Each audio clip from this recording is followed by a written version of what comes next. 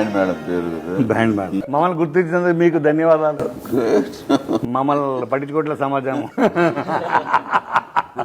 పెద్ద ప్రత్యేకించి introduction base వస్తుంది కదా అని బేస్లెస్ మాటలు మాట్లాడదాన్ని.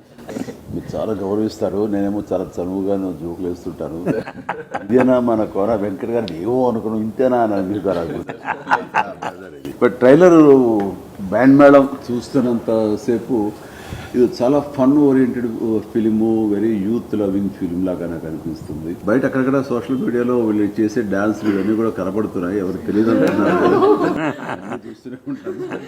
కోన వెంకట తనకు ఉన్నటువంటి ఎక్స్పీరియన్స్ తోటి దీనికి అన్ని రకాలుగా కొంచెం జాగ్రత్తలు వహిస్తూ మీరు అనుకున్న అది ఖచ్చితంగా రాబట్టే విధంగా తన ఇన్పుట్స్ ఉంటాయని నాకు తెలుసు. Plus Satish director, young director, తను చూస్తుంటేనే చిన్న డైలాగులు పనిచేస్తూ అవి ఉంటూ ఫన్ ఓరియంటెడ్గా ఉంటుంది. ఇలాంటి సినిమాలు ఎప్పుడైనా సరే సీరియస్గా చెప్పాలని ప్రయత్నం చేస్తే చూద్దాంలే అబ్బాయి ఎంత సీరియస్.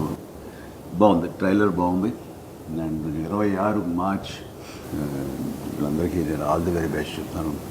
ఈ సినిమా ఖచ్చితంగా పెద్దగా మన ప్రమోషన్స్ ఏమీ చేయక్కర్లేదు, నాలాంటి పెద్దగా చెప్పనక్కర్లేదండి. Very happy. ఇలాంటి చక్కటి సినిమాలు హిట్ అవుతుంటే కనుక ఈ సంవత్సరం శ్రీరామనవమి నాడు రిలీజ్ అవుతున్న ఈ సినిమా ఆ దేవుని ఆశీస్సులతో, రాముల ఆశీస్సులతో పెద్ద హిట్ కావాలి మనస్ఫూర్తిగా కోరుకుంటున్నాను.